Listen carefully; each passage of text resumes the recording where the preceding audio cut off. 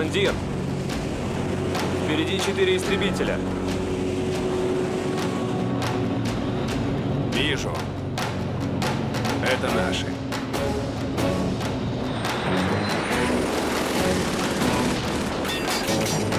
Ах ты ж зараза!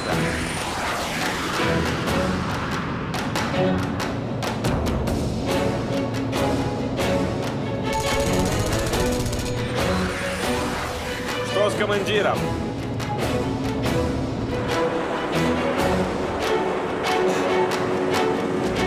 Прыгнул, вижу купол. А кто это был? Что за самолеты? Да я бы и сам хотел знать.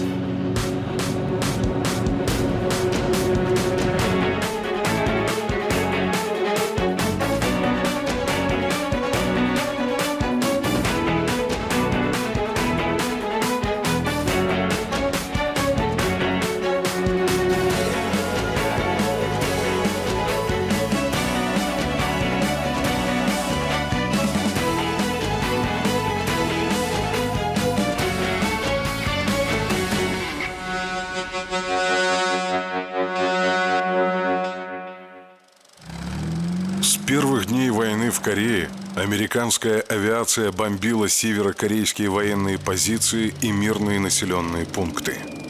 К концу августа ежедневно Б-29 сбрасывали по 800 тонн бомб. 1/3 составляли напалмовые снаряды. Так, с июня по конец октября 1950 года на Северную Корею обрушилось свыше 3 миллионов литров напалма. Командующий войсками ООН в Корее генерал Дуглас МакАртур приказал создать пустыню между фронтом и китайской границей, разрушив с воздуха каждое сооружение – завод, город, деревню. И этот приказ выполнялся неукоснительно.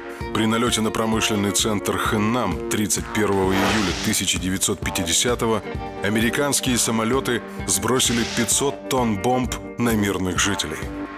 Пламя, в котором горело все живое, достигало высоты в 50-100 метров. Вступление в войну Китая вызвало усиление американских бомбардировок. Напалмом были сожжены дотла города Синыйджу и Хвырен. К концу ноября район между рекой Ялудзян и позициями ООН превратился в выжженную землю.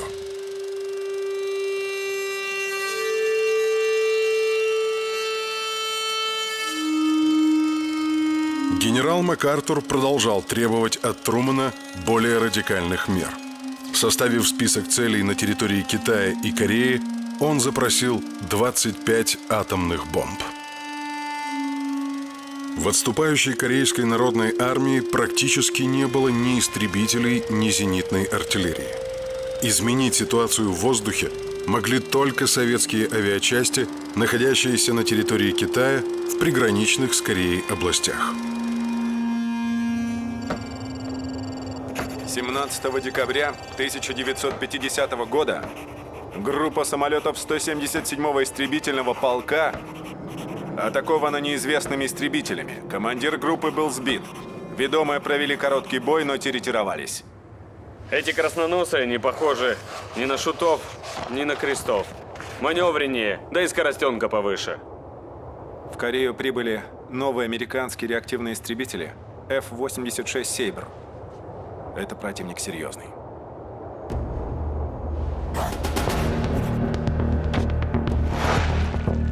F-86 Sabre – реактивный истребитель. На вооружении ВВС США с 1949 года. С декабря 1950-го активно применялся в Корейской войне.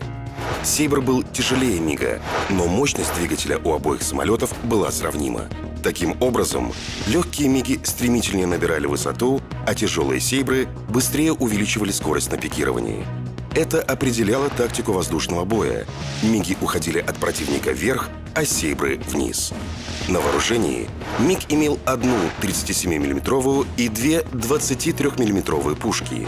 Вооружение Сейбра состояло из 6 пулеметов калибра 12,7 мм. Из воспоминаний Владимира Забелина. В Все небо исписано инверсионными следами сейбров. Их крючки ни с чем не спутаешь. Механизированное крыло с предкрылками и огромные воздушные тормоза позволяли делать резкие маневры. А наш МиГ пишет круги огромные. На виражах он размазня.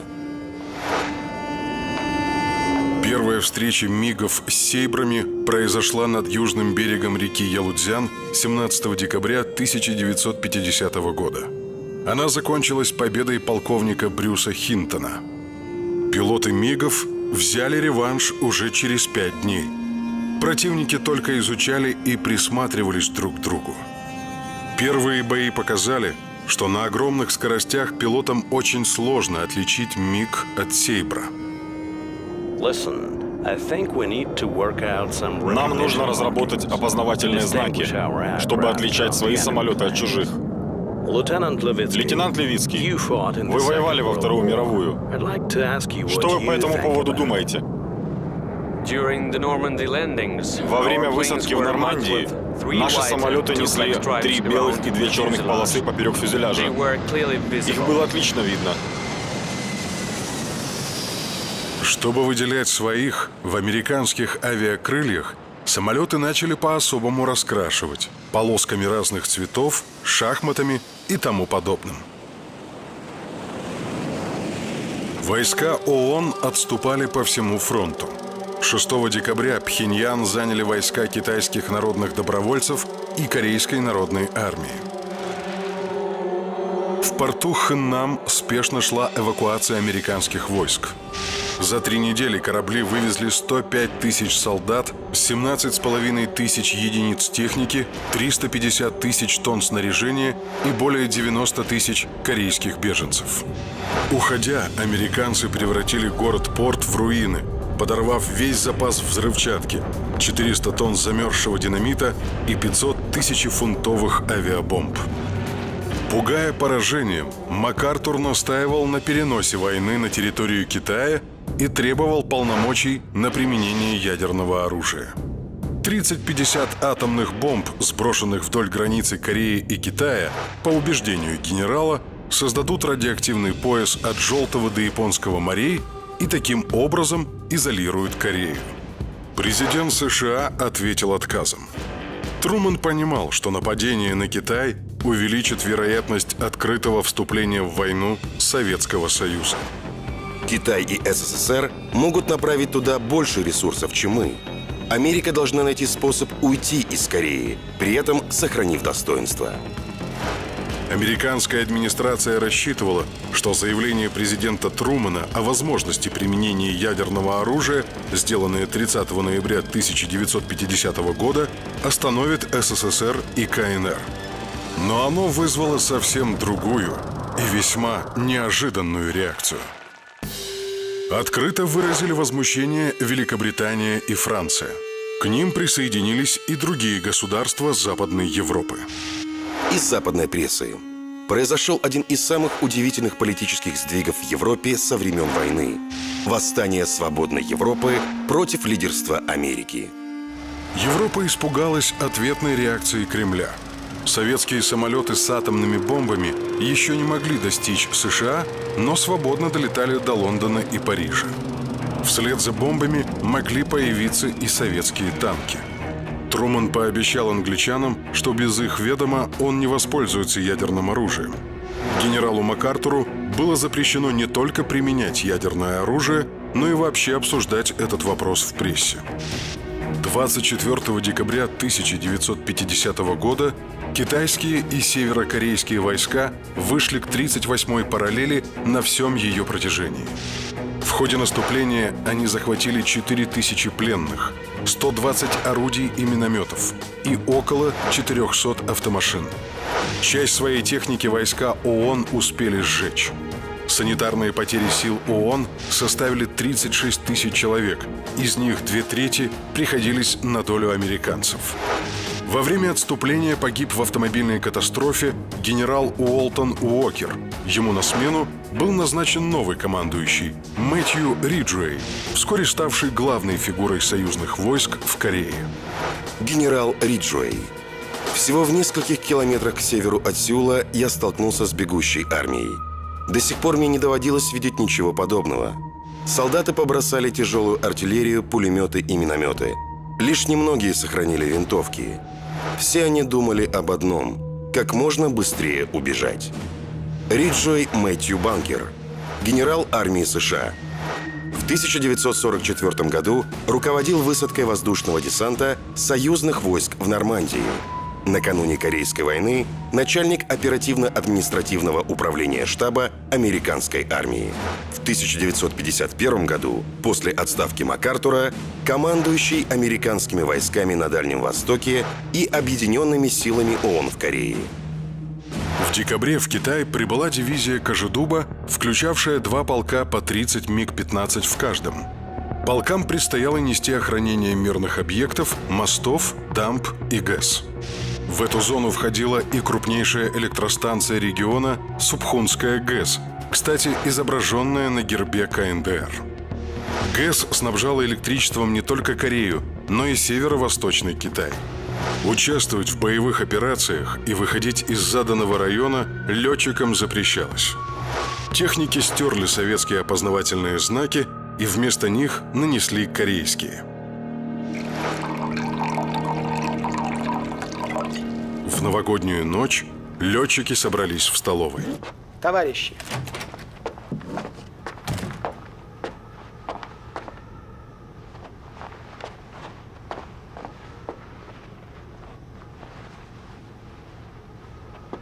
капитан, давай быстрее. Сейчас иду.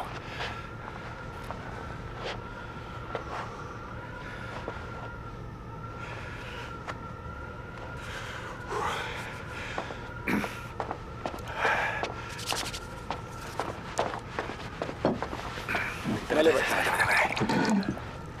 Ну и мороз. Товарищи, Я ж думал, здесь юг. нам выпала большая честь минус 38. выполнять свой интернациональный долг вдали от Родины. Но я верю, что мы и дальше будем нести высокое звание советского летчика-истребителя. И еще. Друзья, еще будут потери. Будут. Но я надеюсь, что в новом году их будет меньше. С Новым годом! С Новым годом! С Новым годом!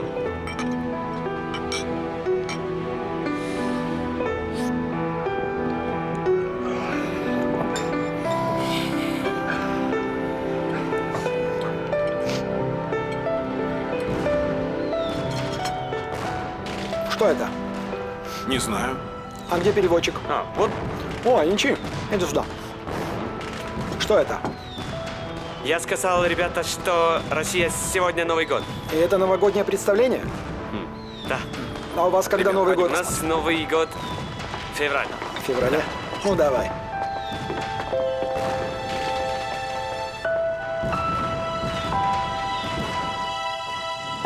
Утром 3 января 1951 года генерал Риджуэй, не желая рисковать своими бойцами, отдал приказ о выводе 8-й армии из Сеула.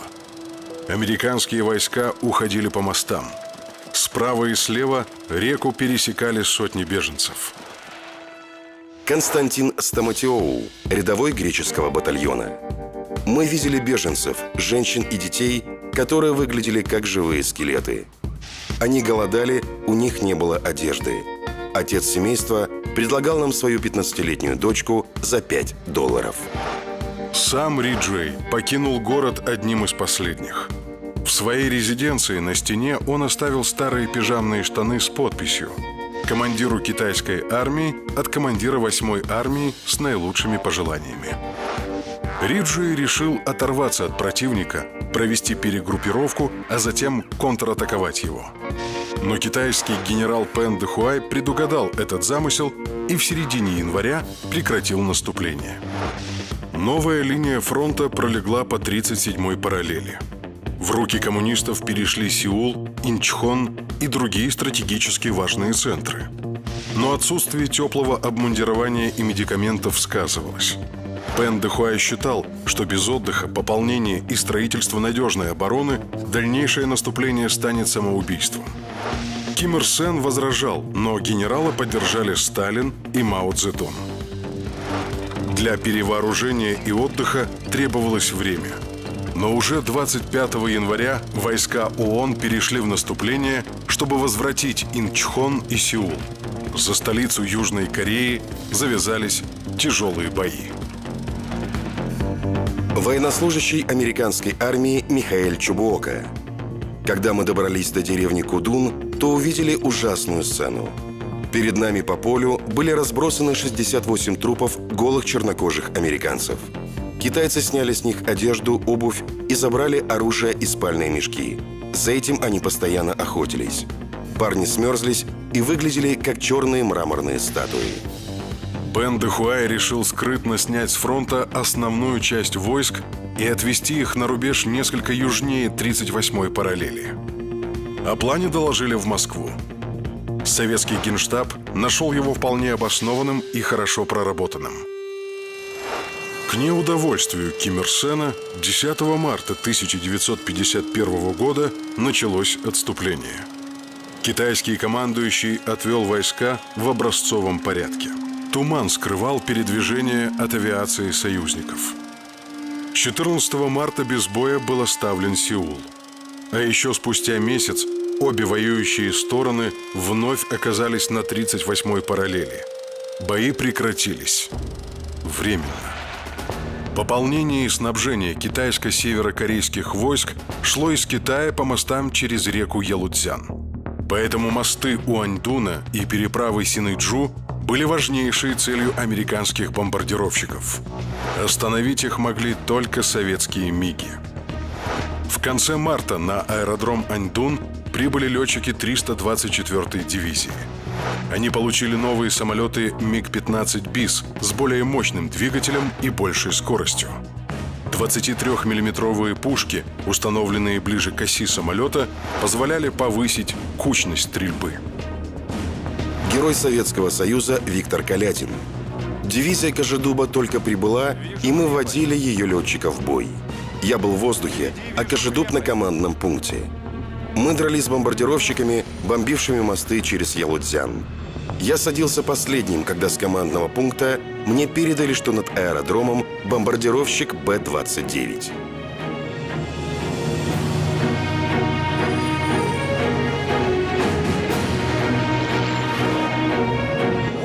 Что там?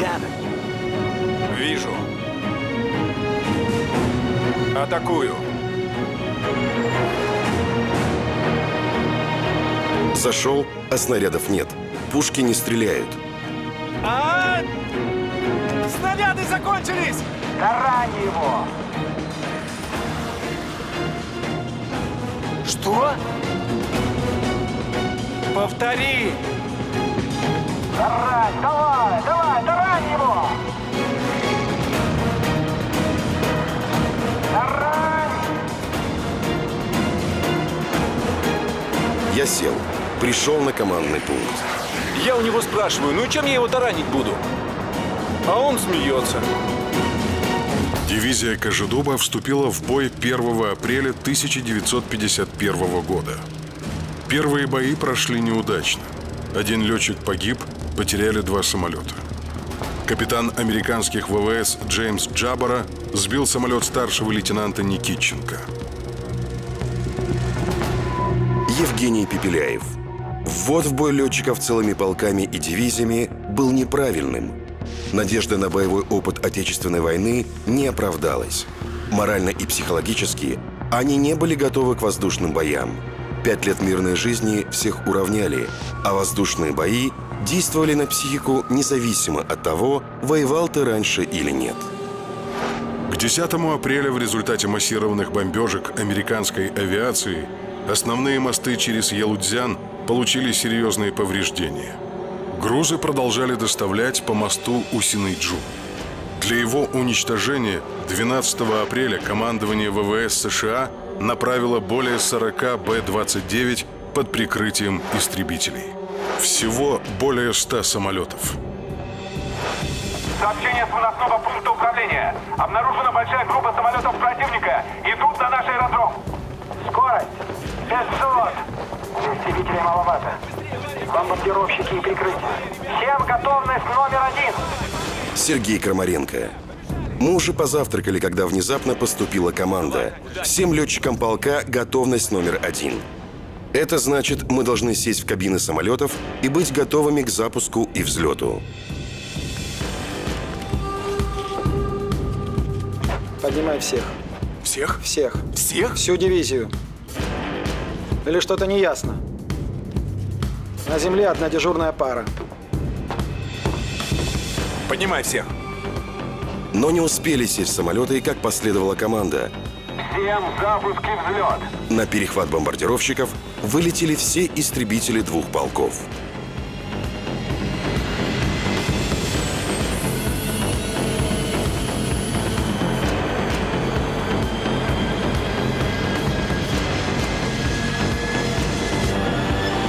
«23-й, 25-й, к взлету готов. 23-й, вам взлет.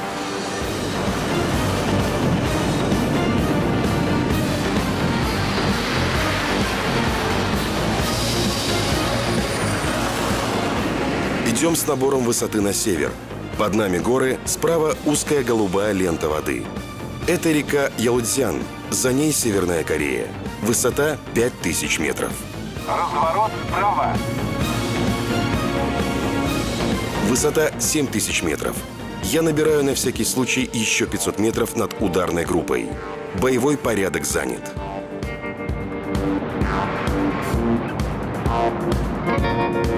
Вам навстречу, где-то в 50 километрах, идет большая группа самолетов.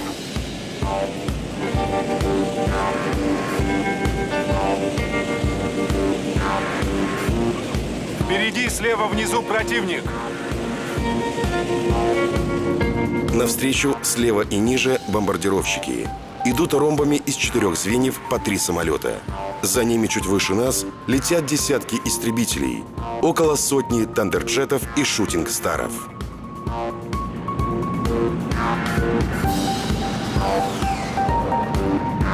Мать моя!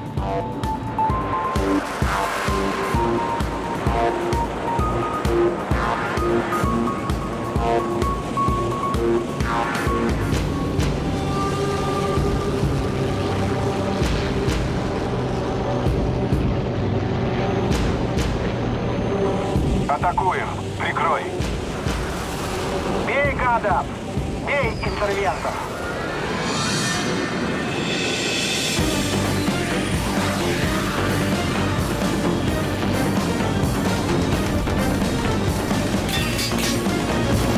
Разворот влево. Атакуем истребители. Группе прикрытия надо завязать бой с истребителями противника, чтобы отвлечь от защиты своих бомбардировщиков. В небе повисли уже десятки парашютов. Казалось, что выбросили воздушный десант, а бой только набирал обороты.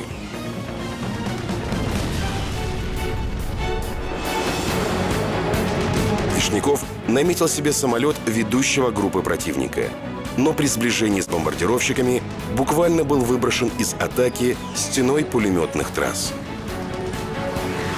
Пара Геся удачно атаковала крайнюю крепость второго звена. Самолет загорелся и устремился вниз.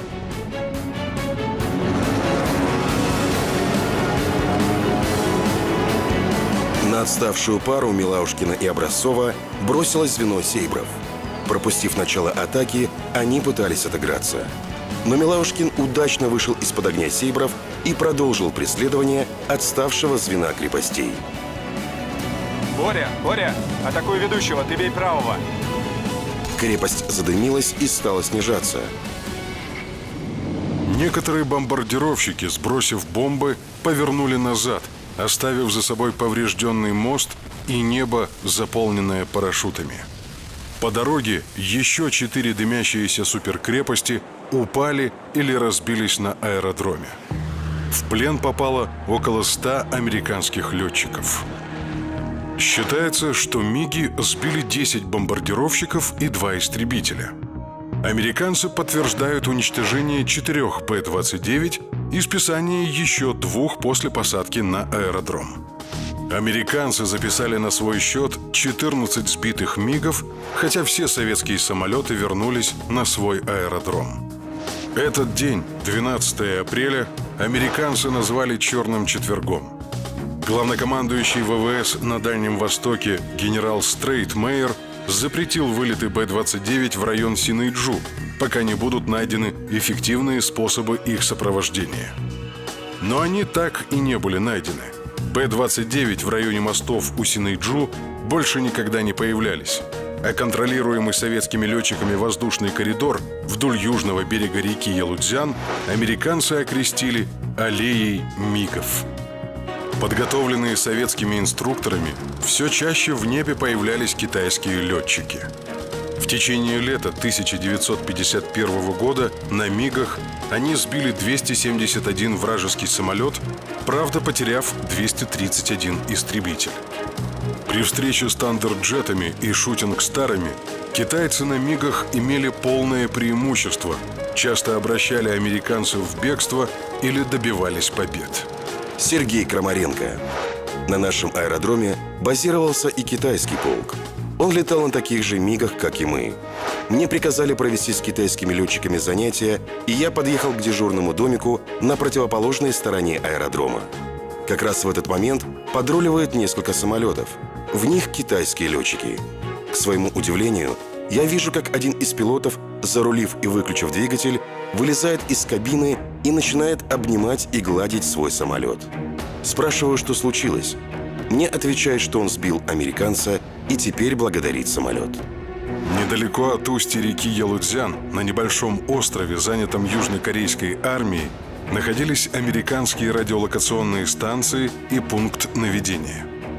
Китайские бомбардировщики Ту-2 совершили бомбардировку острова, но станции продолжали действовать. 30 ноября 1951 года 12 бомбардировщиков Ту-2 китайских ВВС повторили налет на остров. Их прикрывали истребители Ла-9 и МиГ-15. При подходе к острову китайские самолеты были атакованы более чем 30 «Сейбрами». В ходе боя американцы нанесли существенные потери китайским летчикам, но все же потеряли 2 «Сейбра». Китайским бомбардировщикам удалось прорваться к острову, сбросить бомбы и повредить радиолокационные станции.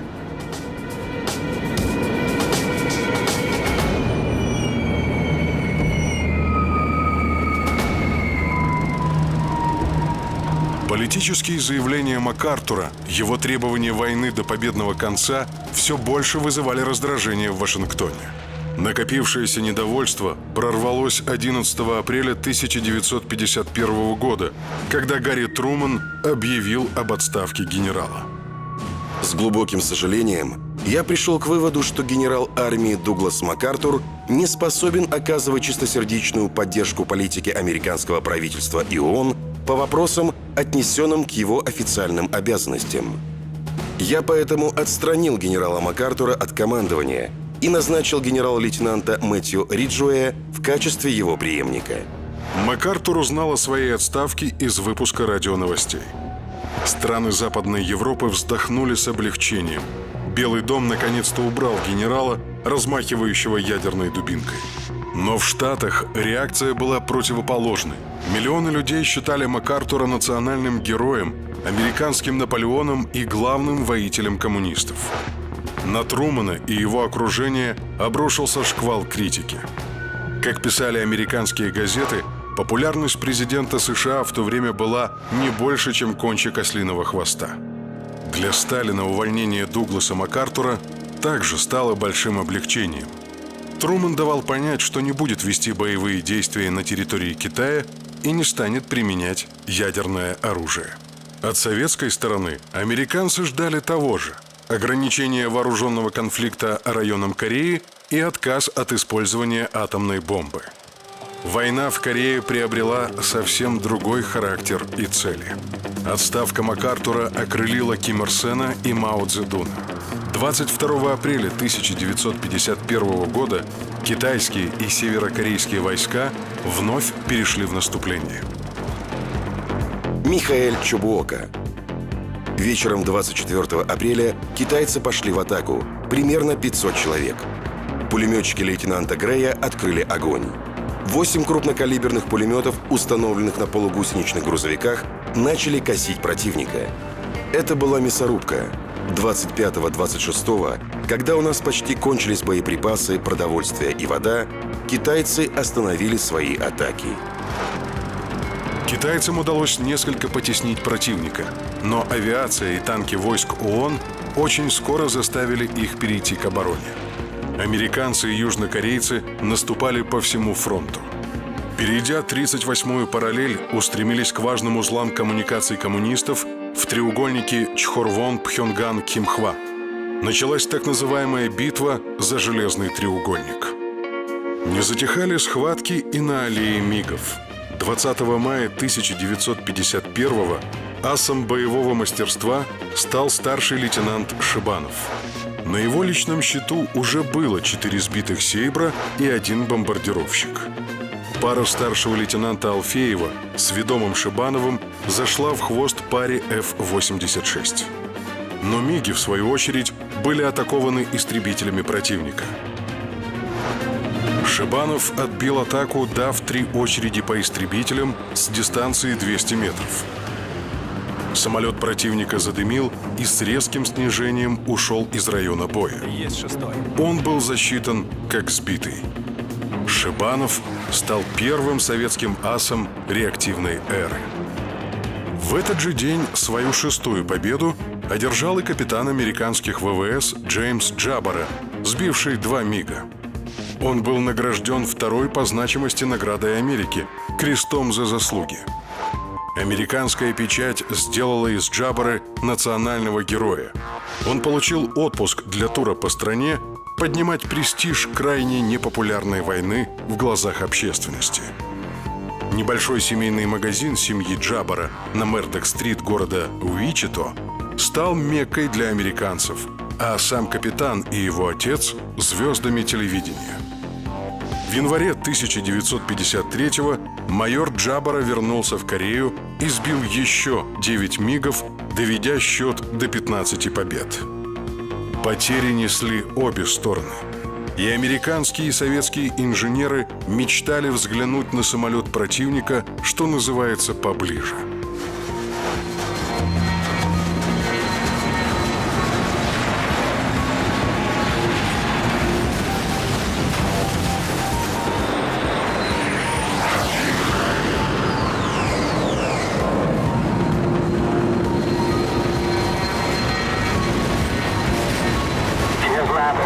Он сел. Вызывайте вертолеты. Понял. Они уже в небе.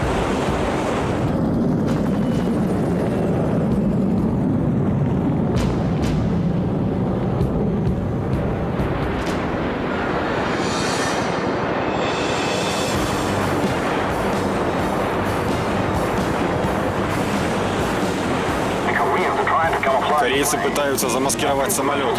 Думаю, русские уже о нем знают. Понял. Самолет уничтожить любой ценой. Чтоб живого места там не осталось.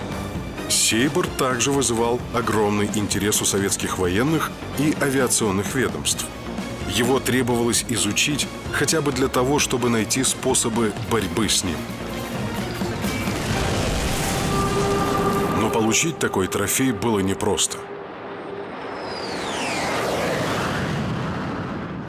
Зная, что советские летчики не пересекают береговую черту, пилот «Сейбра», получив повреждение, уходил в сторону Корейского залива, где покидал самолет. Хорошо налаженная служба спасения высылала с кораблей американского флота вертолет, который подбирал летчика. Самолеты, сбитые на территории Китая, падая, превращались в гору обломков. В конце апреля по распоряжению главкома ВВС в Китай прибыла группа из научно-исследовательского института военно-воздушных сил. Перед ними стояла задача – посадить «Сейбр» на китайский аэродром. Отряд из 12 летчиков возглавлял генерал Благовещенский. Около месяца они тренировались, ведя учебные воздушные бои. В конце мая группа перелетела на аэродром Аньдуна, где базировались полки Кожедуба. 31 мая группа подполковника Дзюбенко отправилась в первый вылет. обнаружив Б-29 под прикрытием «Сейбров», атаковали. В результате боя 2 МиГа получили повреждения, а 1 был сбит.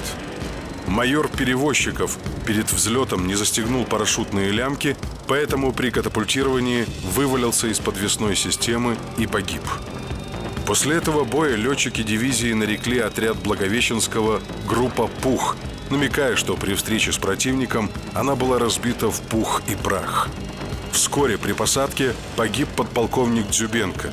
И уже 5 июня группу расформировали, а летчиков зачислили в штат 196-го и 176-го полков. Бои за железный треугольник Чхорвон-Пхёнган-Кимхва проходили с переменным успехом. Так, с 16 по 18 июня город Пхёнган дважды переходил из рук в руки. Американские войска поспешно отходили на юг. К исходу 22 июня китайские добровольцы заняли свои прежние позиции севернее Чхорвона и Кимхвы. Американское командование предприняло наступление силами 1-й южнокорейской пехотной дивизии. Однако эти войска были разгромлены, а их остатки бежали на левый берег реки Имджинган. Из воспоминаний генерала Ван Флита. Везде, и на линии фронта, и в штаб-квартирах, и в тылу наши солдаты проклинали корейцев. При первом признаке опасности они бежали, поставив всю нашу армию под угрозу уничтожения. Они не стоили того, чтобы мы умирали в 5000 миль от дома, тщетно пытаясь помочь им. Нестойкость южнокорейской армии, а также большие потери среди войск ООН сыграли негативную роль в восприятии войны не только союзниками США, но и в формировании общественного мнения. Росло число людей, полагающих, что режим Ли Сын Мана и его войска способны только зверствовать в отношении населения и бежать с поля боя. И при этом такое правительство настаивало на войне до победного конца. А на фронте войска обеих сторон были измотаны и хотели передышки. 23 июня 1951 года Советский Союз на заседании Ассамблеи ООН выступил с обращением о прекращении огня в Корее и взаимному отводу войск от 38-й параллели. Спустя несколько дней на переговоры согласилось правительство США. Генерал Риджуэй отнесся к ситуации весьма осторожно. Он известил о своих сомнениях Центральное командование и получил ответ. Не следует ослаблять военные действия с нашей стороны до тех пор, пока условия для прекращения огня не будут согласованы и включены в соглашение о перемирии. 10 июля в Кэсоне начались переговоры. В повестку вошли 3 основных вопроса: проведение линии перемирия, обмен военнопленными и система гарантий соблюдения соглашения. Обе делегации настаивали на своем варианте мира. Переговоры сопровождались постоянными провокациями с обеих сторон. Так, 10 августа делегации просидели в полном молчании 2 часа 11 минут, не сводя глаз друг с друга. 23 августа переговоры были прерваны. Наряду с переговорами американская сторона активизировала свои военные действия. Начался период, который многие историки называют битвой сторожевых охранений с долгими и кровопролитными боями за ту или иную высоту.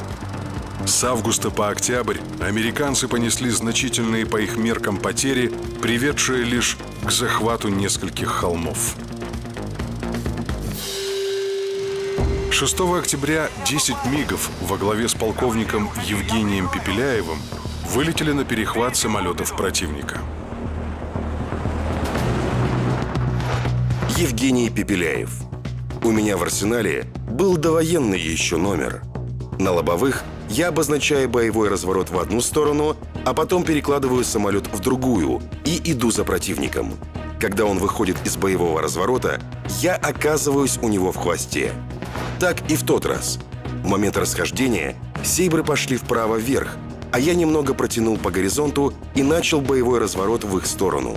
Затем из правого разворота перешел в левый и оказался сзади, выше и немного правее ведомого сейбра. Он впереди меня, чуть больше 100 метров.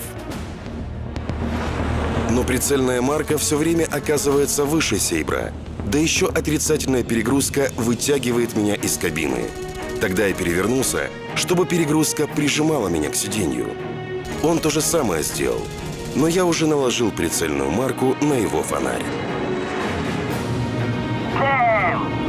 Черт! Кресло повреждено! Кресло повреждено! Иди за мной к морю! Садись на приливную полосу!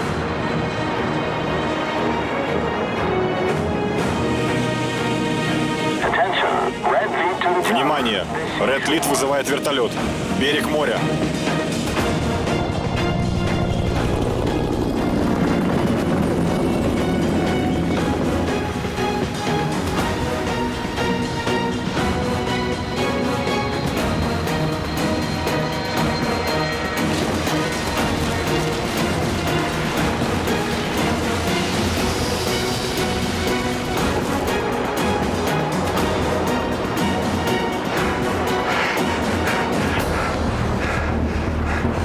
О, май гад!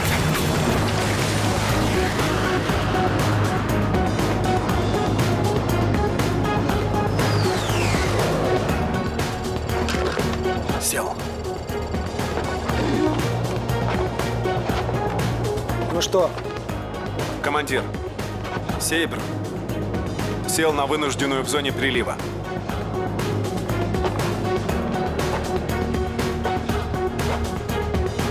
машину и техников туда. Живо. Витя, и чтобы собрали все до последнего болта. Есть.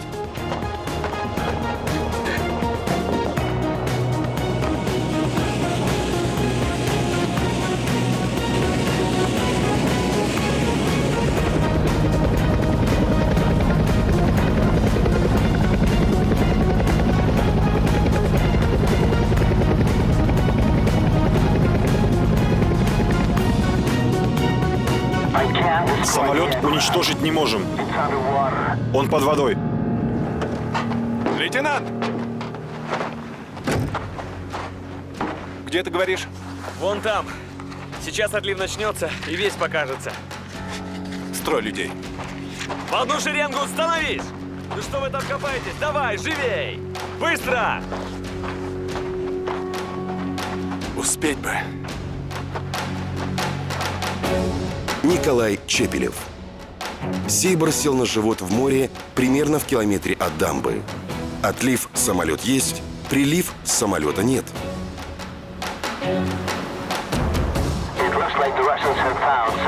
Кажется, русские нашли «Сейбр». Уничтожить на берегу все, что есть.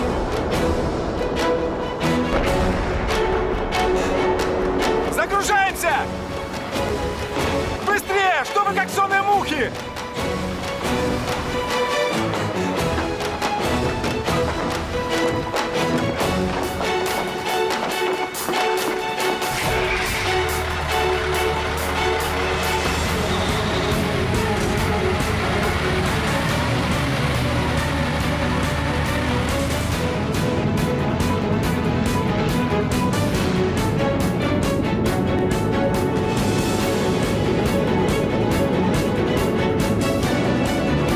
Американец на хвосте. Медведев, нужно к тоннелю скорее. Давай к тоннелю быстрее. Жми!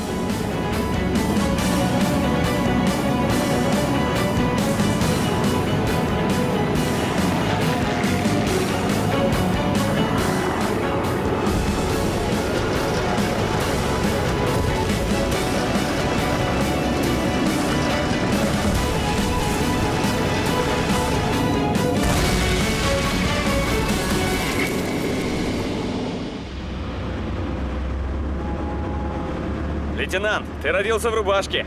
Ехать надо было быстрее.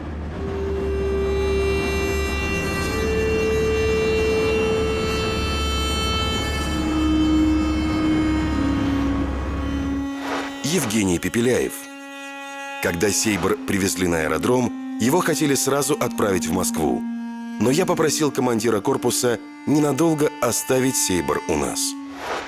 Прекрасный обзор. Впереди ничего взгляду не мешает. На Миге впереди головка прицела, о которую при вынужденных посадках мы морды били. А здесь только какой-то блок стоял и прямо на бронестекло высвечивал им сетку. Вскоре самолет был отправлен в Москву. Николай Чепелев.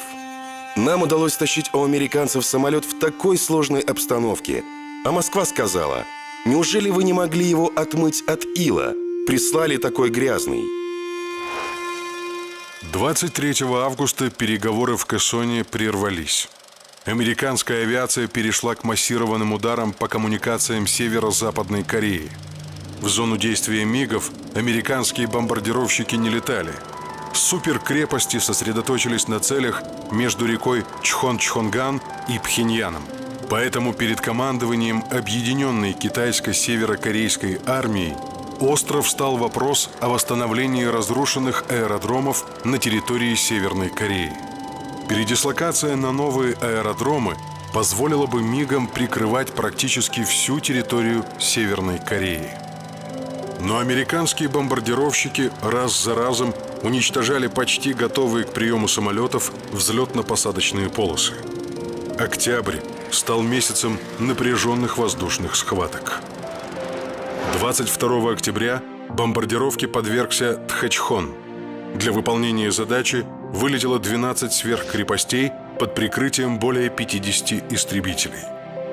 Навстречу им поднялись 54 МиГа, а затем еще самолеты двух полков. В итоге в крупном сражении оказалось задействовано около 200 самолетов. Бомбардировка аэродрома так и не состоялась. Советские летчики сбили 15 самолетов. Так началась черная неделя для американских ВВС.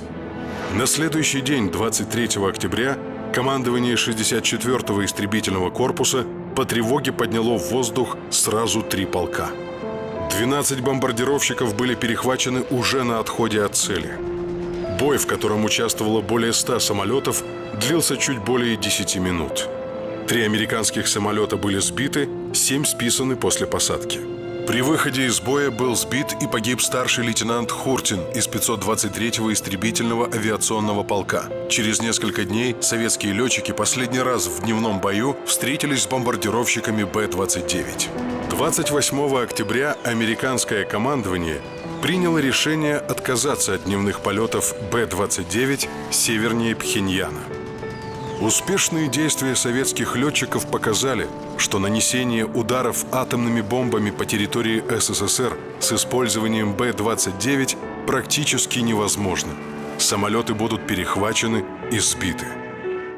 Приказом от 10 октября 1951 года 8 летчикам-асам 64-го корпуса было присвоено звание Героя Советского Союза. В 176-м гвардейском полку командир дивизии Иван Кожедуб с высокой наградой поздравил Сергея Крамаренко, Григория Геся и Серафима Субботина. Звания героя был удостоен еще один летчик полка – Борис Александрович Образцов. Посмертно. 11 июля 1951 года во время боевого вылета гвардии старший лейтенант Образцов в групповом бою сбил свой 5-й самолет противника. Тяжело раненый, он сумел посадить поврежденную машину, но по дороге в госпиталь умер от потери крови. Шел 2-й год тяжелой и беспощадной войны. Теряя товарищей, советские летчики продолжали защищать небо Кореи.